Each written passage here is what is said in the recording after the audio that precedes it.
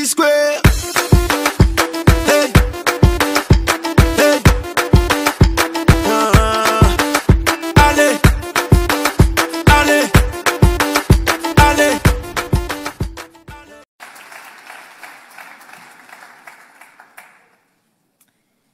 Place à Jacques Mukonga Sefou du barreau de Lubumbashi sur un nouveau sujet. La neutralité est-il une forme de lâcheté par la positive?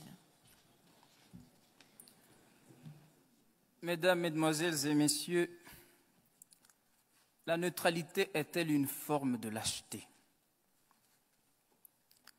Sans blague, ce sujet n'est pas une blague. Car c'est du procès de la neutralité qu'il s'agit, procès ardu s'il en est. Aussi, il me semble que cette audience eût dû se tenir ailleurs, plutôt qu'à Lausanne, ici, sur le territoire suisse. Cette Suisse altière qui aura fait de sa neutralité bicentenaire une religion d'État. Il y aurait tout lieu d'ordonner le renvoi de juridiction pour cause de sûreté publique. Mais passons. Honorables jurés, commençons par dissiper tout malentendu sur le sujet et voyons en quoi le neutre diffère à la fois de l'éclectique et du partisan. En effet, devant une problématique donnée, le partisan assume ou la thèse ou l'antithèse. L'éclectique se situe à califourchon sur la thèse et sur l'antithèse dont il tire une synthèse, alors que le neutre, lui, se refuse de prendre parti, ni pour la thèse, ni pour l'antithèse, ni pour la synthèse, ni pour l'un, ni pour l'autre des deux antagonistes, ni pour Césaire, ni pour Senghor, ni pour Voltaire, ni pour Rousseau, ni pour ni contre l'avortement, ni pour ni contre la peine de mort. Et pour être contemporain, le neutre n'est ni pour le Grand Barça, ni pour l'autre équipe.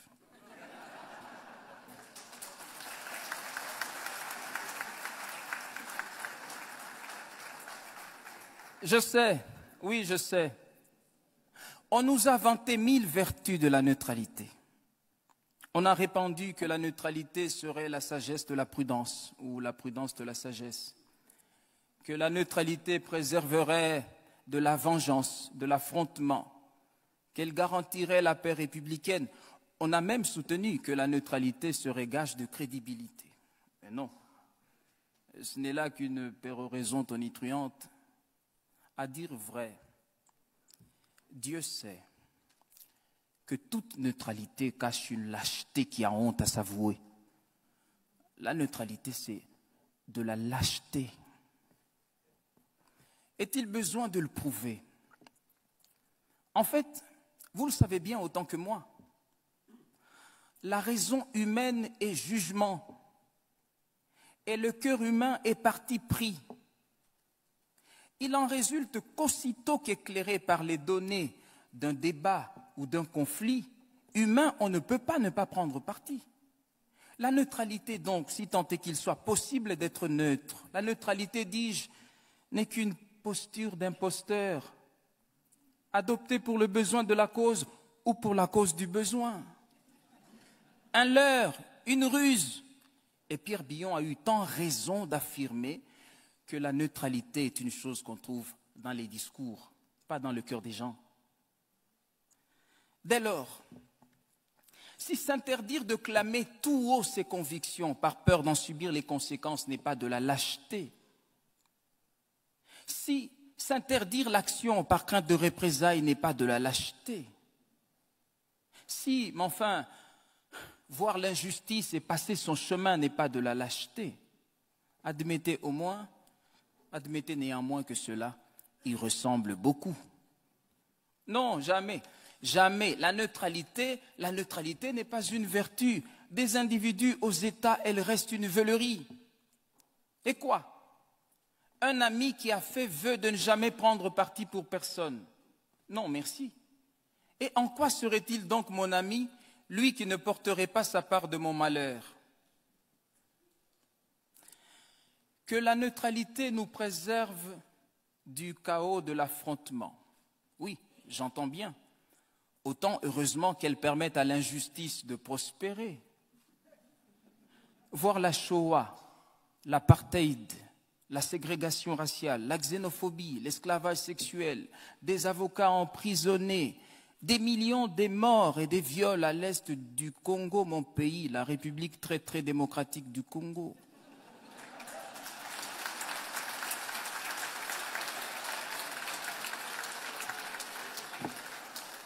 Mais oui, voir tout cela et passer son chemin.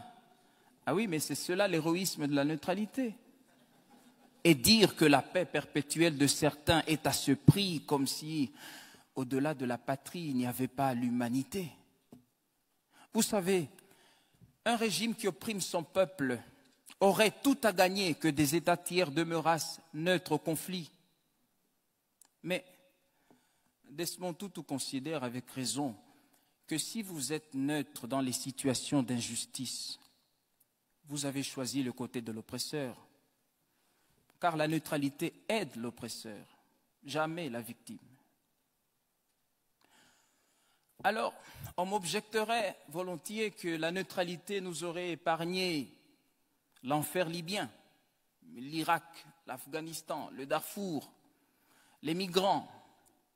Certes, mais comprenez-moi bien, si je conçois que l'indifférence et l'inaction qu'implique la neutralité sont funestes, je n'applaudis pas pour autant des interventions arbitraires, dictées par des convictions parfois insincères. Et encore,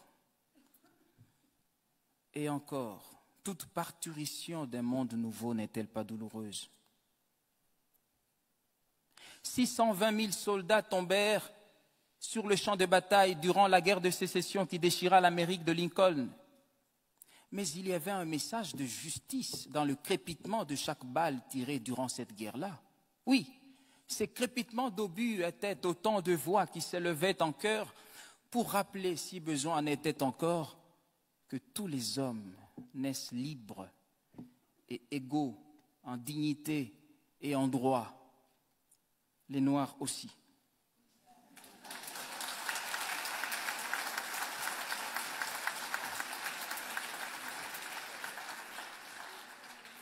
La neutralité, c'est un leurre. Tenez, le géant d'Asie a promis d'être de toute neutralité, sapristi. Une aubaine pour les roitelets du Gondwana qui jubilent et rendent grâce aux descendants de Mao d'avoir des droits de l'homme une vision aussi grande que leur taille.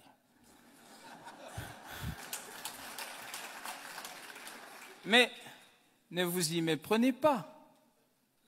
Pékin se tait parce que Mao est à table, la table de Mendeleïev. Et en Afrique, lui dit-on, il est impoli de parler quand on mange et mal poli de jaser la bouche pleine. La neutralité a engendré la langue de bois, ce patois des politiques et des technocrates irrésolus, des lâches qui effraient l'opinion publique.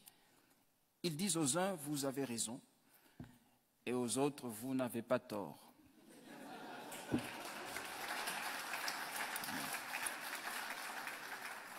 Mais je veux dire, il est honteux d'être sans honte. Est-ce cela la politique? Voilà. Mesdames et messieurs, il ne me reste plus rien à prouver. Oh, que si. Vous rappelez que Dieu même a en horreur la neutralité. Ainsi, parce que tu es tiède et que tu n'es ni froid ni bouillant, je te vomirai, déclare-t-il.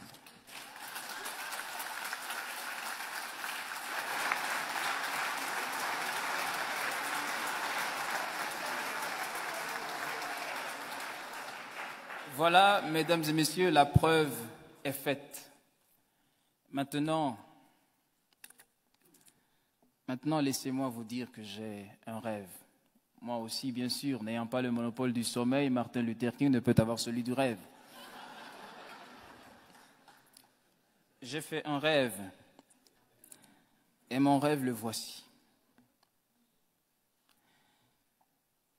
Et si ce 33e congrès de la CIB était celui de la rencontre de chaque avocat avec sa cause humaniste, l'idéal pour lequel il devrait désormais vivre et même mourir s'il le faut. Et quittez la tranquillité de votre neutralité. Pour les avocats dignes de la robe qu'ils portent, disait Jacques Isorni, il n'y a que le grand combat, avec tous ses dangers et tous ses risques. Car un avocat sans histoire n'est pas un avocat. C'est tout au plus un fonctionnaire de la justice qui fait ses heures de justice et les vend le mieux qu'il peut.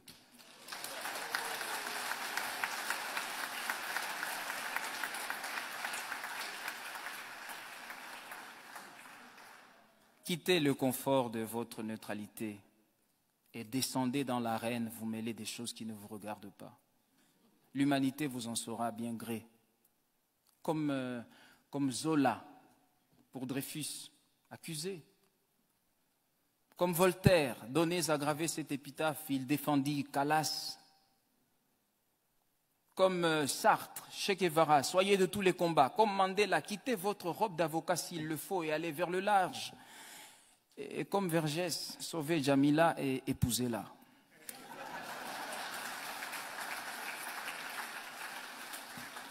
Indignez-vous, engagez-vous, car celui qui n'est pas dégoûté par ce qui est dégoûtant est encore plus dégoûtant que ceux qui ne le dégoûtent pas.